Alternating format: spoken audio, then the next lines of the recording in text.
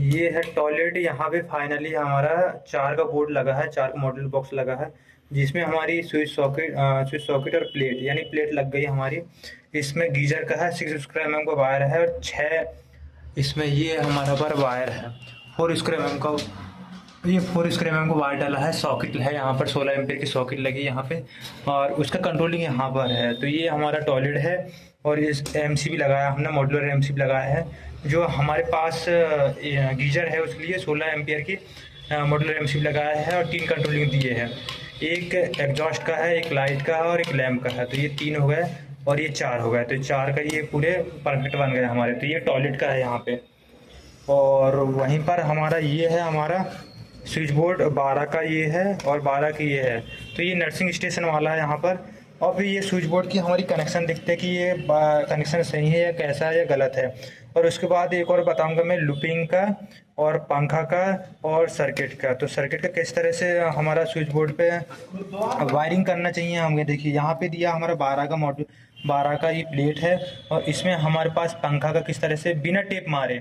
अक्सर इलेक्ट्रिशियन क्या करते हैं कि यहाँ टेप मार देते हैं। जैसे कि ये पंखा है, ये वाला, ये हमारा पंखा है, इसमें टेप मार देते हैं। किस तरह से टेप मार देते हैं, जैसे कि ये पंखा है यहाँ पर, ये हमने पंखा का अलग कर दिए। एक ये पंखा हो गया और दूसरा ये पंखा हो गया, ये दूसरा पंखा है, तो ये दूसरा।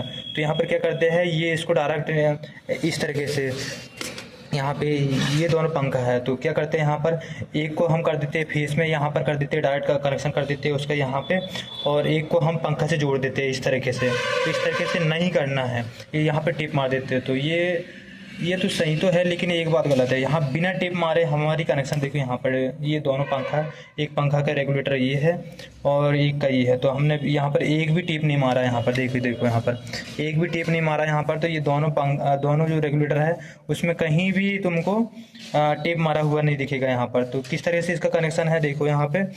तो इसका कनेक्शन जैसे ये 2 टर्मिनल निकला है रेगुलेटर के, ये रेगुलेटर हमारा है, ये एक और ये दो रेगुलेटर हो गए हमारे, और इसका ये बैक साइड ही है। तो ये 2 टर्मिनल निकले हमारे।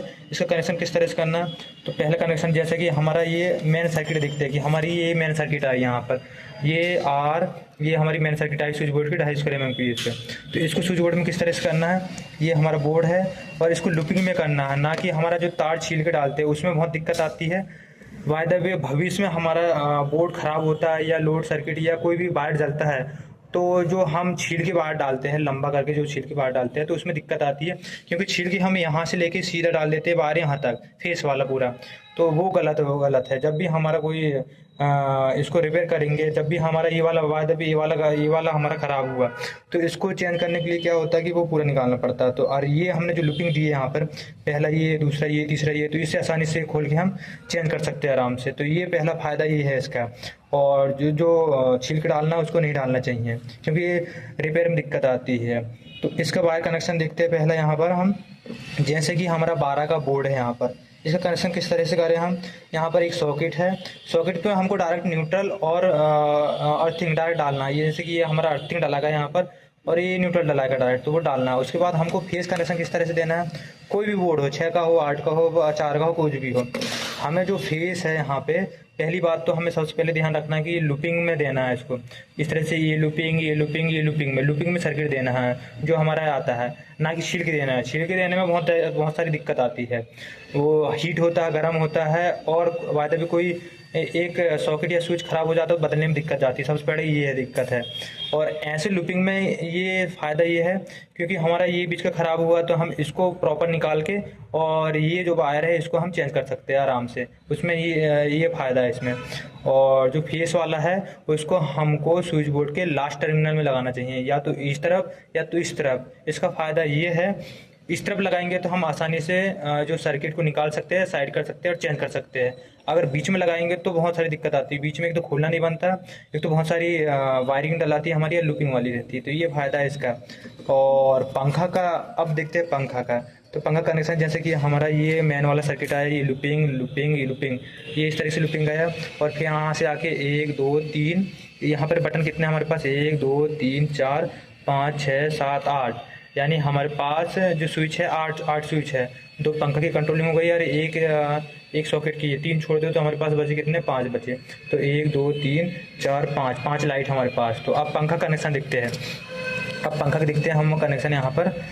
और ये इस तरीके से हमारा फेस का लुकिंग है ये। तो पंखा का ये 2 टर्मिनल निकले जो पंखा के। सबसे पहले पंखा का जो टर्मिनल है, सबसे पहले ये पंखा का एक कोई भी टर्मिनल डायरेक्ट हमको फेस में दे देना है, सेकंड वाली स्विच में दे देना है ये। तो इसको यहाँ से फेस मिल जाएगा ये वाला, और दूसरा वाला जो टर्मिनल है उसको नीचे वाले में लगा देना है इस तरीके से। ये पहला वाला टर्मिनल ये इसको डायरेक्ट फेस दे दी इसको, और दूसरा वाले को नीचे लगा देना है। और जो पंखा का आएगा ये वाला मेन वाला उसको ऊपर लगा देना है, जैसे हम हाथ की लगाते हैं वैसे ऊपर लगा देना है। तो इससे कोई दिक्कत नहीं, आसानी से यहाँ पर कोई टिप नहीं मारा यहाँ पर इस तरीके से। इसी तरह से हम ये इसको भी करते हैं, तो इस तरीके से किया जाता है, ठीक है।